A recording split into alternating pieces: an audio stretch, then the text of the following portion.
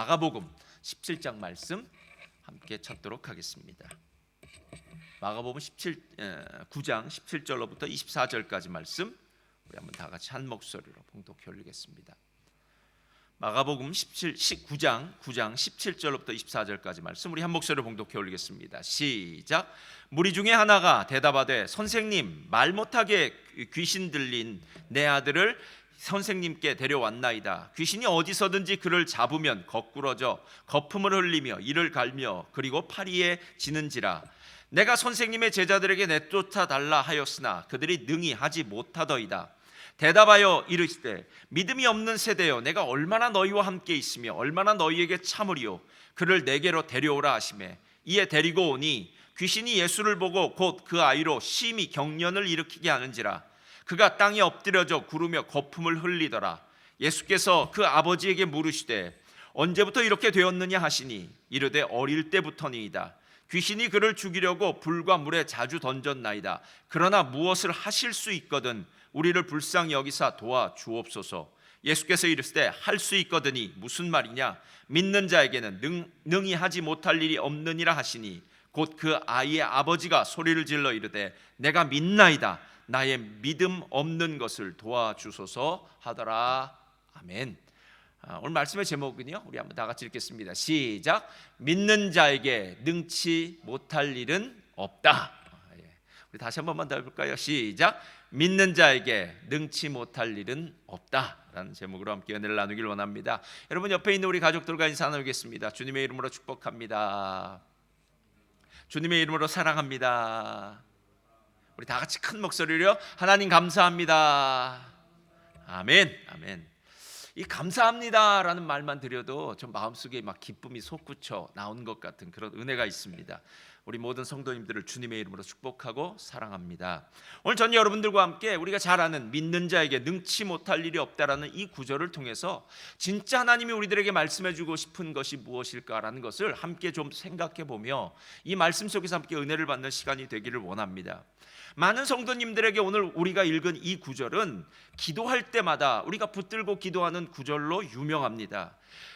할 수 있거든이 무슨 말이냐? 믿는 자에게 능치 못할 일이 없다 라는 이 말을 우리가 정말 가슴에 새기면서 기도를 할 때마다 맞습니다. 하나님, 믿는 자에게는 능치 못할 일이 없습니다 라고 기도하면서 기도의 응답이 반드시 있을 것이다 라고 생각하며 기도합니다. 그러나 많은 순간 우리 가운데서 실제로 기도를 드리고 난 다음에 응답을 받지 못하는 경우가 있더라고요. 그러면 우리는 그 밑에 또 제자들이 예수님 앞에 나와서 왜 우리는 귀신을 쫓아내지 못합니까? 라고 물었을 때 29절의 말씀으로 그 문제에 대한 해답을 또 얻게 됩니다. 29절 우리 한번 다 같이 읽겠습니다. 시작. 이르시되 기도 외에 다른 것으로는 이런 종류가 나갈 수 없느니라 하시니라. 우리는 이 구절을 통해서요 이런 결론을 내립니다. 그래, 맞아. 하나님은 우리가 기도할 때마다 반드시 할 수 있거든이 무슨 말이냐? 믿는 자에게 능치 못함이 없다고 하셨으니까 기도에 응답해 주셔. 그런데 기도에 응답받지 못하는 이유는 우리가 기도를 충분히 하지 않았기 때문에 응답을 받지 못하는 거야. 기도를 많이 했다면 우리는 응답을 받을 텐데 우리가 기도하지 않았기 때문이야 라는 이런 생각을 하더라라는 것입니다. 저는 오늘 이 부분에 대해서 함께 이야기를 나누기를 원합니다. 정말 기도를 많이 하지 않았기 때문에 하나님이 응답해 주시지 않은 것일까요? 실제로 예수님 당시에 기도를 제일 많이 하는 사람들이 누군지 아십니까? 바리새인들이었습니다. 기도를 얼마나 많이 했는지 사람들이 그 바리새인들이 기도하는 모습을 보면서요, 와, 대단하다. 어쩌면 저렇게 기도를 많이 할까? 어떻게 사람들이 보는 앞에서 저렇게 기도를 열심히 할까라고 생각했던 기도의 아이콘 같은 사람들은 바리새인들 같은 사람이었습니다.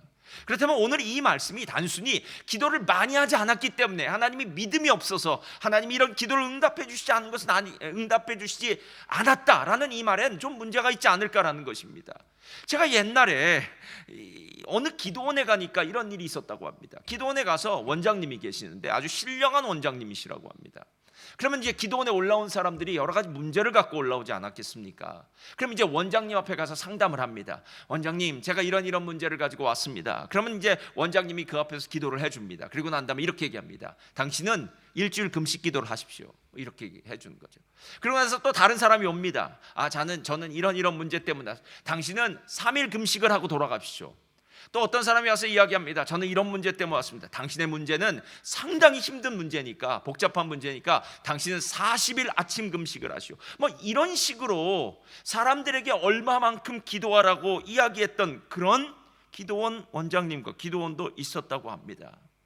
여러분, 기독교의 기도가 다른 종교의 기도처럼 이렇게 기도를 열심히 해야만 기도의 내공을 쌓고 기도를 많이 했기 때문에 그 공로로 그 유익을 얻게 되는 것, 여러분, 그렇다면 그리스도인의 기도는 세상에 있는 다른 종교들의 기도와 무엇이 다르겠습니까?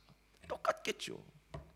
적어도 우리의 기도는 세상 사람들의 기도, 다른 종교의 기도와는 좀 다르지 않겠습니까? 그렇다면 오늘 이 이야기에서 말하고 싶은 것은 좀 다를 수 있다는 생각이 들었습니다. 그리고 난 다음에 오늘 제가 이 부분을 보니까요, 이런 생각이 들었습니다. 저를 따라하십니다. 오늘 이야기는 귀신을 쫓아내는 이야기입니다. 자, 오늘 배경은 귀신을 쫓아내는 이야기였다는 거예요. 제가 왜 이야기를 하냐면, 제가 매일 성경을 할 때마다 두 가지를 꼭 보라고 해요.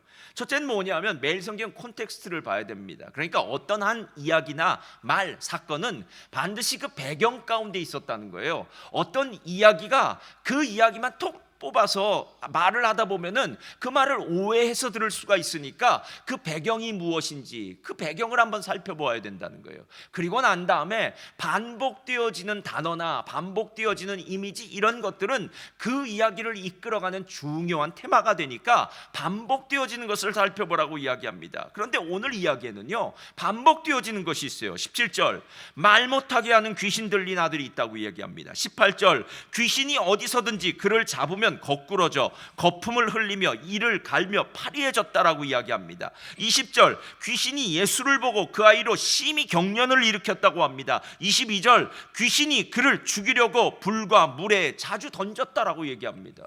그러니까 오늘 할 수 있거든이 무슨 말이냐, 믿는 자에게 능치 못함이 없다라는 이 말은 어디서 나왔느냐 하면, 지금 귀신으로 말미암아 고통받고 있는 그 가정의 아버지가 귀신 들린 아들을 데리고 와서 예수님에게 부탁하는 것입니다. 예수님, 우리 아들의 귀신을 쫓아내 주시옵소서라고 하는 거예요. 여러분, 귀신의 역사는 정말 대단합니다. 보통 제가 귀신을 보면요, 두 가지 공통적이 있어요. 귀신의 역사가 있는 곳은요, 첫째는 귀신의 역사가 있는 곳의 공통점이 무엇이냐면은 귀신은 사람에게 들어가요. 사람에게 들어가요. 이 사람에게 들어간다는 것은 사람이 마음의 문을 열어주어서 귀신을 환영하는 것과 마찬가지죠. 그래서 그 마음에 들어가면 그때부터는 귀신이 그 사람을 이리도 저리도 움직이며 통제하며 다스리는 사람이 됐다라는 거예요. 여러분, 거라사에 귀신 들린 사람 이야기를 여러분 알고 계시지 않습니까? 그 사람 안에 들어갔던 귀신은 군대 귀신이랍니다. 당시 군대는 레기온이라고 해서 로마의 한 군단이 보통 2,000명에서 6,000명 되었다고 합니다. 그러니까 레기온이라는 그 로마의 군단이 그 사람에게 들어가서 그 사람을 움직였으니까 누구도 그 사람을 어찌할 수 없었겠죠. 그 힘은 정말 무시무시한 헐크 같은 힘을 가졌겠죠. 그가 정말 나타나는 것만 해도 이 동네의 고통거리였고 골칫거리였겠죠. 그러니까 한 사람의 삶에 들어가서 그 사람을 완전히 파괴시키고, 그 사람만 파괴시키는 것이 아니라 그 다음에는 그 주변에 있는 가족들과 그 주변에 있는 모든 사회의 사람들을 파괴시키는 것, 심지어는 사단은 한 사람에게 들어가서 그 나라를 파괴시키는 일, 그게 히틀러 아닙니까? 그게 스탈린 아닙니까? 한 사람의 인생 가운데 들어가서 한 사람을 완전히 파괴시킬 뿐만 아니라 그 여파가 온 나라 온 세상에 미치게도 하더라라는 거예요. 여러분, 실제로 오늘 귀신이라고 할 때는요, 사탄의 쫄개입니다. 졸개요, 죄송합니다. 사탄의 졸개인데요, 사탄이 제일 큰 대왕 같은 존재고요. 그 밑에 있는 귀신들은 그 밑에 수하에 있는 졸개들이에요. 근데 귀신들만 들어가는 것이 아니라 사탄도 들어간다는 거 아십니까? 요한복음 13장을 보면은요, 이렇게 얘기합니다. 조각을 받은 후 곧 사탄이 그 속에 들어간지라. 이에 예수께서 유다에게 이르시되 내 하는 일을 속히 하라 하시니, 예수님을 팔 때에 가룟 유다 속에 사탄이 들어갔다는 거예요. 예수님에 대한 어떤 불만, 돈에 대한 욕심, 이런 마음이 들다 보니까 예수님이 미워지고 예수님을 팔아야 되겠다는 생각이 들고, 결국은 예수님을 대제사장들과 또 그 관원들에게 팔았던 이유는 그 안에 사단이 들어가서 그 사단의 지배를 받는 그런 사탄적인 사람이 되었다라는 것입니다. 여러분, 바로 이것입니다. 누군가에게 들어가서 누군가를 통제하는 거예요. 그래서 우리가 가끔 이런 얘기를 합니다. 제가 왜 그랬는지 모르겠습니다, 이렇게 얘기해요. 아마 귀신에 씌었었나 봅니다, 이렇게 얘기해요. 맞습니다. 귀신에 씌었을 것입니다. 왜냐하면 내 안에 성령이 나를 이끌었다면, 인도했다면 나는 절대 그 말을 하지 않았을 겁니다. 성령이 나를 다스렸다면 나는 절대 그런 행동을 하지 않았을 겁니다. 여러분, 술 취하는 것이 왜 나쁜 것인 줄 아십니까? 술이 취하면은요, 우리의 인격이 술에 의해서 움직여져요. 그래서 마치 술이 우리의 마음의 문을 활짝 사단에게 열어주는 것과 똑같아요. 그래서 우리 한국에는 주폭이라고 하지 않습니까? 술을 마시고 난 다음에 폭력적인 사람이 있습니다. 술을 마시고 난 다음에 정말 엉뚱한 짓을 하는 사람이 있습니다. 술이 깨고 난 다음에는 내가 왜 그런 짓을 했지? 라고 이야기하는 사람들이 있습니다. 사단에 의해서 지배받는 삶, 어둠의 영, 공중권세 잡은 자에 의해서 지배받는 것, 그것이 바로 사단, 귀신이 들어가서 하는 역사라는 거예요. 두 번째가 있어요. 귀신의 목적은 결국 죽이려는 거예요. 죽이는 거예요. 도적이 오는 목적은 죽이고 도적질하고 멸망시키는 건데 바로 그렇습니다. 오늘 22절에 아버지가 뭐라고 이야기합니까? 그 아이를 죽이려고 때로는 물과 때로는 불에 자주 던집니다라고 얘기합니다. 여러분, 이건 정상적이지 않지 않습니까? 이건 정상적이 아닙니다, 여러분. 물속에 그냥 풍덩 빠져 들어가는 거죠. 불 속으로 달려드는 거죠. 이 가족들은 이 귀신 들린 이 아들을 데리고 있던 이 가족은요, 정말 힘들었을 거예요. 한시도 그 아들에게서 눈을 떼지 못했을 겁니다. 왜냐하면 혹시나 칼 같은 것이라든가 위험한 도구가 있다면 이 아들은 아마 죽으려고 했을 테니까요. 여러분, 사단이 하는 짓은 바로 이런 짓이에요. 어느 목사님이 친구와 동료와 이웃과 적, 이 넷을 이렇게 구분해 내는데 참 그 글 보고 참 공감 가더라고요. 잘들 한번 들어보세요. 친구는 질투가 없는 사이의 사람을 친구라고 그런대요. 그러니까 누군가에서 질투를 느끼지 않으면 친구예요. 그런데 질투가 있더라도 정직한 감정을 나누는 사이라면 그 사람은 동료라고 합니다. 동료요, 동료. 질투가 있더라도 정직한 감정을 나누는 사람. 질투의 감정을 감추고 억지 미소를 짓는 사람을 이웃이라고 한다고 합니다. 질투의 감정을 숨기고 억지 미소를 짓는 이웃이래요. 그런데 마지막이 중요해요. 터져 나오는 질투심에 그 사람의 뒷담화를 하는 사람은 적이라고 합니다. 여러분, 사탄이라는 이름의 뜻이 무엇인 줄 아십니까? 대적자 또는 참소자예요. 사단은 하나님 앞에 가서 계속 우리의 뒷담화를 합니다. 아무개가 이런 잘못을 했어요. 아무개가 또 잘못을 했어요. 아무개는 정말 가망성이 없어요. 아무개는 정말 나쁜 사람이에요. 이 얘기를 계속하는 거예요. 예수님은 우리의 변호사가 되십니다. 아닙니다. 그 친구 이렇게 힘들었어요. 내가 그 친구를 도와주어서 그 친구가 변하게 할게요. 이렇게 예수님이 옆에서 우리를 도와주시는 힘, 돕는 손길이 된다면 사단은 끊임없이 뒷담화를 해요. 여러분, 인격적인 살인이 무엇인 줄 아십니까? 말이지 않습니까? 칼로 사람을 죽여서 죽이는 것이 아니라 형제를 미워하면 그 마음 가운데 살인한 것 아니야, 살인한 것이라고 성경이 말하고 있습니다. 마찬가지로 뒷담화는 누군가를 향해서 인격적인 살인을 하고 있는 거예요. 우리 성도님들, 절대로 누군가에 대해서 나쁜 얘기는 하지 마시기 바랍니다. 그 이야기를 하는 순간 우리는 이것은 하나님이 하는 일이 아니라, 성령이 하는 일이 아니라 사단이 좋아하는 일을 하고 있다는 거예요. 그 말을 하는 사람이나 듣는 사람이나 모두 다 그 다음에는 은혜 없는 사람으로 변해버리고요, 그 다음부터는요, 공동체가 무너지는 것은 순식간에 무너져 버린다라는 것입니다.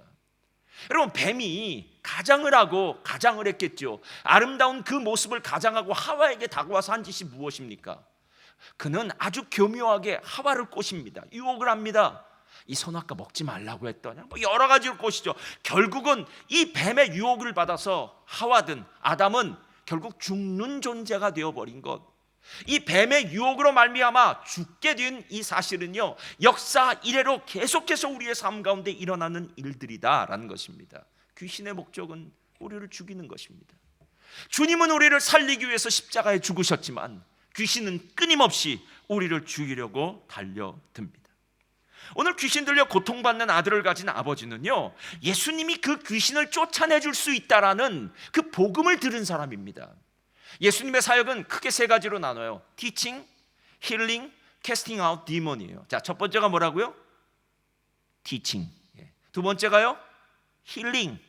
병든 자를 고쳐. 세 번째는요, Casting out Demon. 귀신 들린 자를 쫓아내는 사역이에요. 그런데 이 중에 세 번째인 귀신 들린 자를 쫓아내는 이 사역은 정말 중요해요. 왜냐하면 예수님이 이 땅에 오신 이유이기 때문에 그렇습니다. 여러분, 히브리서 2장 14절 한번 펴보세요. 자, 다 같이 한번 읽겠습니다. 히브리서 2장 14절 시작. 자녀들은 혈과 육에 속하였음에 그도 또한 같은 모양으로 혈과 육을 함께 지니심은 죽음을 통하여 죽음의 세력을 잡은 자 곧 마귀를 멸하시며 라고 얘기해요. 여러분, 혈과 육이라는 것은 이 땅에 있는 우리의 몸이에요. 아담의 죄성이 담겨져 있는 우리의 몸입니다. 이 몸을 입고 있는 이상, 이 죄성을 갖고 있는 이상 우리는 죄의 노예가 될 수밖에 없어요. 저주와 사망의 그늘 아래 살 수밖에 없습니다. 그런데 하나님이 우리를 불쌍히 여기셨어요. 그래서 예수님이 하늘에 계신 분이 우리 인간의 육체를 똑같이 입고 이 땅에 오셨습니다. 그래서 우리를 대신해서 십자가에 죽으심으로 말미암아 대속 죄물이 되어서 우리를 속량해 주셨습니다. 그의 피값으로 우리를 구원해 주셨습니다. 할렐루야. 이게 놀라운 은혜라는 거예요. 이 구원이라는 거예요. 그 이유가 무엇이냐? 우리를 율법으로, 우리를 죄와 저주와 사망으로 꽉 붙들고 노예 생활을 하게 만들었던 그 사단의 세력을 단방에 십자가에서 물리치기 위해서 예수님이 이 땅에 오셨다. 예수님의 십자가가 복음인 이유는 흑암의 권세를 물리치는 하나님의 능력이 있기 때문입니다. 그리고 난 다음에 복음서를 다시 한번 되짚어보기 시작하면요, 복음서에서 예수님을 만나는 사람들보다 귀신들이 먼저 예수님이라는 그 존재에 대해서 인식했다는 거 여러분 아십니까? 마가복음 1장을 보면은요, 예수님이 회당에 들어가시는 경우가 나옵니다. 사람들은 예수님이 전하는 그 말씀에 얼마나 감격했는지 모릅니다. 우와, 대단하다. 이거 어디서 이런 이야기를 들을 수 있느냐라 감격해요. 그런데 막상 귀신은 이렇게 이야기합니다. 마가복음 1장 23절 24절 다 같이 읽겠습니다. 시작. 마침 그들의 회당에 더러운 귀신 들린 사람이 있어 소리질러 이르되 나사렛 예수여, 우리가 당신과 무슨 상관이 있나이까? 우리를 멸하러 왔나이까? 나는 당신이 누구인 줄 아오니 하나님의 거룩한 자이니이다. 여러분, 그 회당에 있었던 사람은 예수님을 향해서 하나님의 아들, 하나님의 거룩한 자라고 얘기 안 했어요. 누가 얘기한 줄 아십니까? 귀신이요.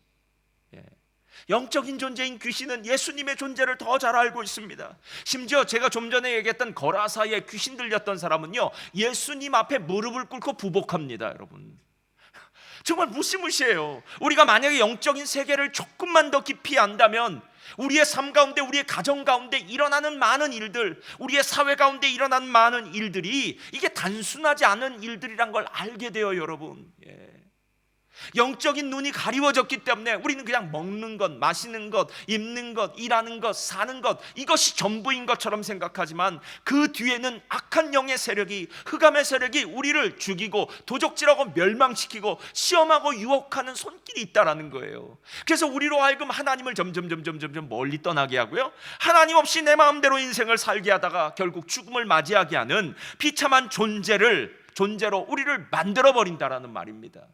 그럼 묻겠습니다. 예수님이 이 땅에 오신 이유는 무엇입니까?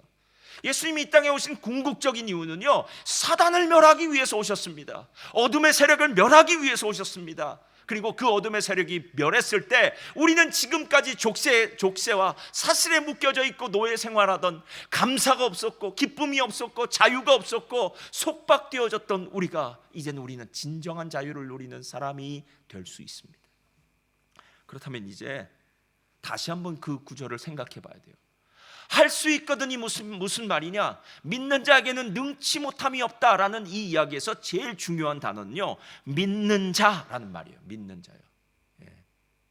도대체 믿는 자란 어떤 사람이길래 믿는 자는 능치 못함이 있다고 할까요? 그 이유는 제 말을 잘 들으시 바랍니다. 빛 대신 주님 앞에서 귀신이 물러가고 사단의 역사가 물러가고 사단이 자기의 정체를 드러낼 수밖에 없듯이, 그리고 사단은 쫓겨갈 수밖에 없듯이, 그 예수님을 믿는 자, 예수님을 마음에 영접한 자, 예수님과 함께 있는 자 앞에서는 사단이 절대로 그 앞에 있을 수 없다라는 거예요. 그 앞에 있을 수 없다는 거예요. 여러분, 이 이야기를요, 마음 가운데 다시 한번 잘 생각해 보세요. 왜 사단이 우리 안에 있을 수 없는 줄 아십니까? 그래서 우리가 빛이기 때문에 그래요. 제가 예전에 설교할 때 했던 구절 여러분 이야기를 한번 다시 한번 기억해 보시기 바랍니다. 세상에는 두 가지 빛을 내는 존재가 있어요. 하나는 일컬어 발광체라고 얘기하고요, 다른 하나는 일컬어 반사체라고 얘기해요. 태양은 발광체입니다. 그리고 달은 반사체예요. 하나님은 빛이신 분입니다. 그렇죠? 나는 세상의 빛이라고 요한복음 9장에 말씀하고 계시지 않습니까? 하나님이 세상을 처음 창조하실 때 첫 번째 빛을 창조하지 않습니까? 하나님 빛이십니다. 빛이십니다. 요한계시록 22장을 봐도 하나님과 어린 양이 빛이 된다고 이야기합니다. 그래서 등이 필요 없다고 얘기해요. 그분은 빛이세요. 그분은 태양처럼 발광체예요. 그분이 빛을 내시는 분이세요. 근데 우린 달라요. 우리는 빛을 낼 수가 없어요. 우린 죄인입니다. 우리는 하나님의 빛을 받을 때만 그 빛을 반사할 수 있는 부분이에요. 근데 놀라운 사실은 하나님이 그 발광체로서 빛을 내는 것이나 우리가 그 빛을 받아서 반사하는 그 빛이나 빛의 능력은 똑같다는 거예요. 빛의 능력은요. 그러니까 빛이신 하나님 앞에서 사단의 세력이 무장해제가 되고 사단의 세력이 쫓겨가는 역사가 있듯이, 빛인 우리, 그 빛을 받은 우리, 믿는 우리 앞에서도 사단이 결단코 아무 역사를 일으킬 수 없다라는 것 아닙니까? 여러분, 사도행전 기억하십니까? 사도행전의 말씀을 보면은요, 복음서, 그러니까 마태, 마가, 누가, 요한, 예수님이 공생의 3년 반을 사실 때의 제자들은 정말 어리석기 그지없고, 그리고 매일 바보 같은 짓만 하던 그런 믿음이 없던 제자들이었는데, 사도행전 1장에 나오는 제자들, 그리고 2장부터 시작되는 제자들의 삶은 완전한 반전이에요. 그 이유가 무엇입니까? 예수님 말씀하십니다. 하늘로 승천하시기 전에 제자들에게 부탁하고 명령하십니다. 너희는 하늘로부터 내려오는 그 능력을 덧입기 전까지는 절대로 예루살렘을 떠나지 말라. 주님, 저희들 3년 반 동안 신대원 수업 잘했습니다. 저희 주님과 함께 주님 신학교에서 공부도 열심히 하고 또 임상훈련도 열심히 하고 3년 반 동안 주님 따라다니지 않았습니까? 게다가 우리는 주님의 부활도 목격했습니다. 주님이 부활하시고 난 다음에 또 과외 수업도 해주지 않으셨습니까? 우리 이 정도면 충분합니다. 이 정도 알면 나가서 우리는 충분히 사역할 수 있습니다 라고 얘기할 수도 있었을 거예요. 근데 예수님 뭐라고 얘기합니까? 아니라는 거예요. 아는 걸로는 사역 못한다는 거예요. 저를 따라하시기 바랍니다. 오직 성령의 능력으로 사역할 수 있습니다. 여러분, 이거예요. 오직 성령의 능력으로만 사역할 수 있어요. 성령의 능력이란 무엇입니까? 하나님의 능력이요. 하나님의 능력이요. 그래서 사도행전에 나오는 제자들은요, 예수님처럼 행해요. 베드로도 바울도 죽은 자를 살립니다. 베드로도 바울도 병든 자를 고칩니다. 베드로는 심지어 그의 그림자가 지나가기만 하면 그림자 옆에 닿기만 해도 병이 고침받고요. 사도 바울은 그가 쓰던 손수건이나 앞치마를 가져가면은 그 손수건이나 앞치마를 닿는 사람들마다 병이 고침받고 귀신이 쫓겨나는 놀라운 역사가 시작되더라는 거예요. 즉 우리의 능력이 아니라 하나님의 능력이다라는 거예요. 하나님의 능력이요. 여러분, 그 빛 앞에, 하나님의 빛 앞에 어둠의 세력이 물러가듯이 그 빛을 소유한, 그 빛을 믿는 자, 주님을 영접해서 주님 안에 있는 자, 우리도 빛이다라는 거예요. 여러분, 산상수훈을 보면은요, 예수님이 이 이야기에 대해서 정확히 우리에게 짚어주신 이야기가 나와요. 우리 산상수훈 한번 볼까요? 마태복음 5장 14절 다 같이 읽겠습니다. 시작. 너희는 세상의 빛이라. 산 위에 있는 동네가 숨겨지지 못할 것이요 사람이 등불을 켜서 말 아래 두지 아니하고 등경 위에 두나니 이러므로 집안 모든 사람에게 비치느니라. 이같이 너희 빛이 사람 앞에 비추게 하여 그들로 너희 착한 행실을 보고 하늘에 계신 너희 아버지께 영광을 돌리게 하라. 자, 이 구절 그대로 놔두시고요. 이 구절이 왜 중요하냐면요, 이 구절은 절대로 이런 식으로 해석하면 안 돼요. 너희는 세상의 빛이 되어라 라는 말과 너희는 세상의 빛이라 하는 말은 달라요. 너희는 세상의 빛이 되어라 라고 얘기했다면 이스라엘 백성들은 이제 윤리적으로 도덕적으로 올바른 삶을 살기 시작해야 돼요. 그렇지 않습니까? 근데 우리는 이 세상의 빛이라 라고 하는 말 자꾸 이런 식으로 해석하려고 해요. 야, 우린 세상의 빛이니까 그렇게 살아야 돼. 아니요, 여러분, 이 이야기는 우리라는 존재가 빛이라는 거예요. 여러분, 빛이라는 존재는 빛을 내기 때문에 빛이지요. 빛이라는 존재가 빛을 내지 못하면 그건 빛이 아닙니다, 여러분. 세상의 빛이라 라고 하는 것은 제자들을 향해서 예수님이 말하는 거예요. 제자들아, 너희는 빛이야. 너희는 가는 곳마다 빛이 날 거야 라는 거예요. 너희들이 빛을 내라가 아니라 너희들은 빛을 낼 수밖에 없는 존재라는 거예요. 그래서 너희가 빛을 낼 때마다 사람들은 너희의 착한 행실, 너희의 빛을 보면서 하나님께 영광을 돌리는 사람이 된다라는 것입니다. 이 빛이 누구의 빛입니까? 예수님의 빛이요. 예수님의 빛. 그 예수님의 빛을 소유한 자들마다 그 믿음을 가지고 예수님을 향한 그 믿음을 가지고 살아가는 자의 삶 가운데는 빛이 나타날 수밖에 없다라는 거예요. 우리가 가끔 이런 식으로 얘기할 수 있죠. 저는 아직 믿음이 없어서 그러니까 저를 용서해 주세요. 그냥 아직은 이름만 있습니다라고 얘기해요. 여러분, 그리스도인, 성경에 나온 그리스도인들 중에 이름만 있는 그리스도인은 없습니다. 존재가 변한 그리스도인이 되든지 아니면 그리스도인이 아니든지 오늘 우리는 둘 중에 하나를 결정해야 돼요. 나는 그리스도인입니까? 아니면 그리스도인이 아닙니까? 어떤 분이 저에게 와서 영적 세력으로 인해서 두려워하는 분이 계셨어요. 예전에 이분이 가끔 귀신에 눌리기도 해요. 막 두려워하기도 해요. 그리고 또 뭐 아이들 중에 뭐 귀신을 보기도 한다는 경우도 있고 그랬어요. 이분. 제가 그분 집을 찾아갔어요. 그랬더니 그분 집이 예전에 이단의 아주 소굴이었어요. 이단에. 그래서 제가 그랬어요. 영적으로 이곳이 예전에 악한 영적 세력들을 가진 사람들이 모인 곳이었기 때문에 아마 어떤 그런 영향력이나 그런 것이 있을 수 있다. 그러니까 귀신이 자꾸 나타나서 이 집사님의 마음을 막 흔들어 놓는 거죠. 막 두렵게 하는 거죠. 그때 제가 그분에게 읽어줬던 구절이 요한일서 5장 18절입니다. 한번 다 같이 읽어볼까요? 시작. 하나님께로부터 난 자는 다 범죄하지 아니하는 줄을 우리가 아노라. 하나님께로부터 나신 자가 그를 지키심에 악한 자가 그를 만지지도 못하니라. 여러분, 악한 자가 그를 만지지도 못한대요. 하나님으로부터 나신 자, 예수님이 그를 지켜주신답니다. 계속 범죄함 가운데, 죄악 가운데 머물지 않고, 범죄하면 하나님께서 우리를 또 책망하시고 깨우치셔서 또다시 건져내셔서 변화된 사람이 되게 하셔서 하나님의 은혜 가운데 살게 하셔서 악한 영적 세력이 결단코 우리를 만지지 못하게 한다는 거예요. 그래서 여러분, 우리 그리스도인들이 갖고 있는 가장 큰 축복이 무엇입니까? 나사렛 예수 그리스도의 이름으로 명하노니, 이거 아닙니까 여러분? 악한 생각이 우리들의 마음 가운데 다가올 때마다, 우리 가정에 문제가 생겼을 때마다, 우리 자녀의 삶 가운데 어려운 문제가 생겼을 때마다 내 마음이 왠지 모르게 요즘 공허하다, 내 마음이 요즘 혼돈스럽다, 내가 왜 이렇게 두렵지? 할 때마다 우리가 할 수 있는 말이 있지 않습니까? 나사렛 예수 그리스도의 이름으로 명하노니 악하고 추한 원수마귀의 세력아 묶음을 놓고 떠나갈지어다. 할렐루야. 여러분, 이거 아닙니까?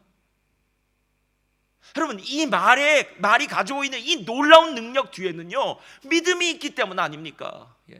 예수님이 빛이시라는 사실, 예수님이 능력 있다는 사실을 알기 때문에 우리가 하고 있는 이야기 아니겠냐는 거예요. 여러분의 삶에 이 능력이 누려지시기를 주님의 이름으로 축원드립니다.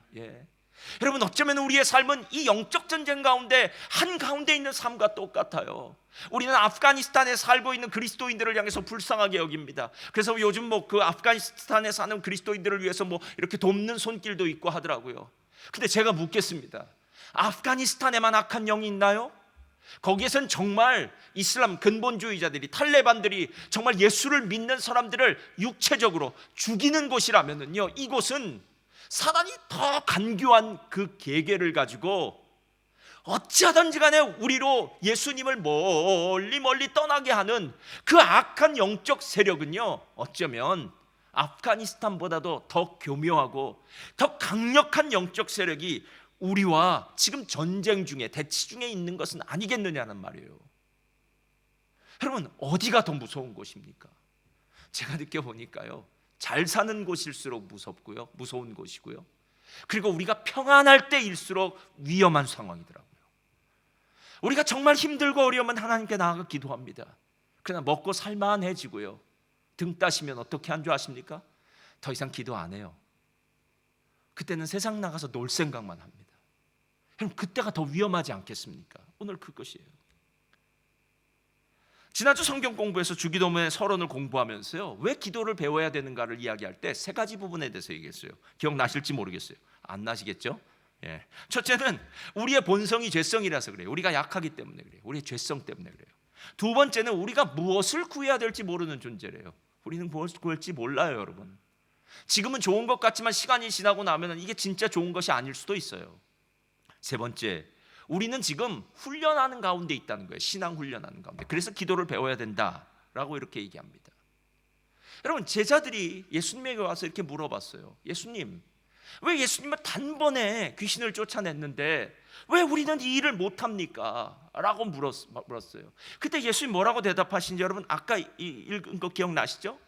오직 기도 외에는 이런 이유가 나갈 수 없다라고 얘기했어요. 여러분, 이 기도는 기도의 내공을 쌓으라는 얘기가 아니에요. 정성스럽게 기도를 많이 하라는 이야기가 아닙니다. 그 기도원의 원장님처럼 당신의 문제는 한 3일 금식하면 해결될 것 같고 7일 금식하면 40일 기도하면 해결, 이게 아니에요, 여러분. 기도는 우리의 내공이나 우리의 수고라든가 우리가 무언가 공로를 얻기 위해서, 정성을 보여주기 위해서 하는 게 아닙니다, 여러분. 기도란 빛 대신 하나님을 다시 바라보는 거예요, 여러분. 빛 대신 하나님. 왜? 우린 반사체니까요. 어느 사이엔가 그 빛을 향해서 있어야 되는데, 그래야 그 빛을 받고 그 빛을 세상에 나타내 보이는데, 어느 사이엔가 그 빛을 향하던 내 눈이 다른 곳을 향하기 시작했습니다. 그게 뭐 세상의 성공일 수도 있겠고요, 뭐 물질일 수도 있겠고요, 뭐 취미나 쾌락일 수도 있겠고요. 어느 사이엔가 하나님으로부터 하나님을 향하던 내 시선이 세상의 다른 것을 향하기 시작했어요. 그래서 세상의 다른 것이 훨씬 재밌어지기 시작했습니다. 세상의 다른 것이 훨씬 짜릿해지기 시작했습니다. 그래서 이 육체가 막 기쁜 거예요. 즐거운 거예요. 그런데 무엇을 잃어버린 줄 아십니까? 빛을 잃어버렸어요. 여러분, 진짜 기도는 무엇인 줄 아십니까? 진짜 기도는 예수님 만나는 거예요. 예수님의 빛 앞으로 나아가는 거예요. 예수님의 빛 앞으로 나가면 어떤 역사가 일어나는 줄 아십니까? 나라는 존재가 너무 어리석고 한심하다는 걸 느끼게 돼요. 그리고 그 주님의 빛이 너무 감사해요. 그런데 이렇게 고백이 돼요. 주님, 저는 제 힘으로 살 수 없습니다. 주님 도와주세요. 저는 주님의 은혜로 살 수 있는 자들입니다. 갈라디아서 2장 20절의 말씀과 똑같습니다. 내가 이제 그리스도 안에서 사는 것, 육체 가운데 사는 것은 나를 사랑하사 나를 위하여 자기 몸을 버리신 그리스도를 믿는 믿음 안에서 사는 것이라. 내 힘이 아닙니다. 내 능력이 아닙니다. 그리스도를 믿는 믿음 안에서 사는 것. 이 말은 나는 그리스도를 믿는 그 믿음이 없으면 살 수 없습니다. 주님 아니면 난 살 수 없어요 라는 고백이에요.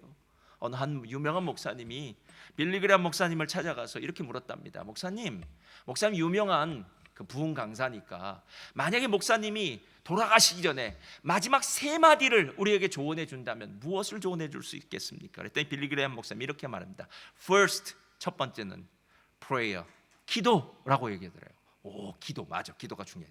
Second, 두 번째 prayer, 두 번째 또 기도랍니다. 그럼 세 번째는 뭐라고 얘기했을까요? Third, prayer. 첫 번째도, 두 번째도, 세 번째도 기도라고 얘기했어요. 왜냐? 우리라는 존재는 빛 대신 주님의 그 빛을 받기 전에는 살 수 없는 존재들이기 때문입니다. 우리 중에 어떤 사람은 이렇게 이야기할 때도 있습니다. 목사님, 제가 예전에는 주님 위해서 크게 기도도 많이 하고 큰 일을 했습니다. 아유, 정말 잘하셨어요. 그때 여러분이 기도를 많이 하고 주의 일을 할 때 그때 주님의 빛이 여러분을 통해서 나타난 것일 뿐이에요. 그 물어볼게요. 지금도 주님의 그 빛을 받고 계십니까? 이 말은 지금도 기도하고 계십니까? 제가 이제 담임 목회를 한 지 20년이 넘는데요, 참 어리석죠? 매일매일 시간이 지나면서 배우는 게 있는데 그것이 뭐냐 하면, 목회 내 힘으로 안 되는 거구나 하는 걸 배워요.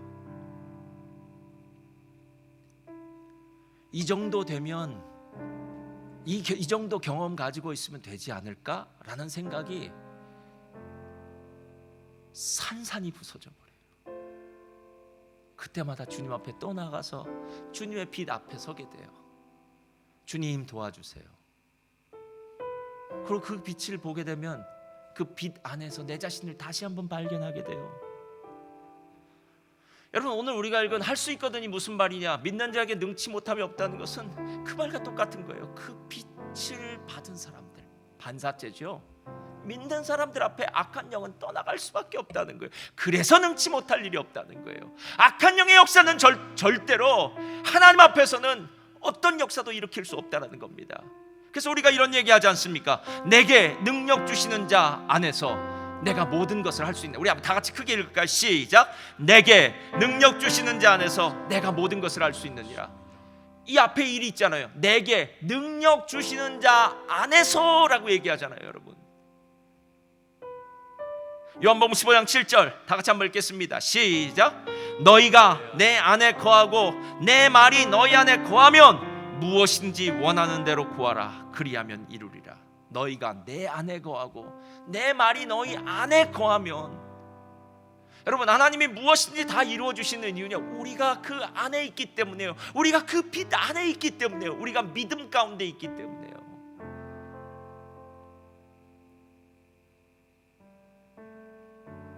빛이신 예수님을 마음에 품은 사람들, 그 믿는 사람들은 사단이 결단코 건드릴 수가 없습니다.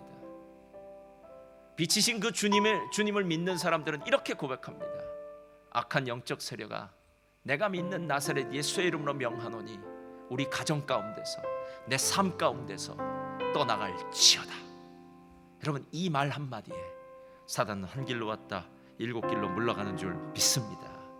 그것이 바로 쉬지 말고 기도해야 될 이유입니다.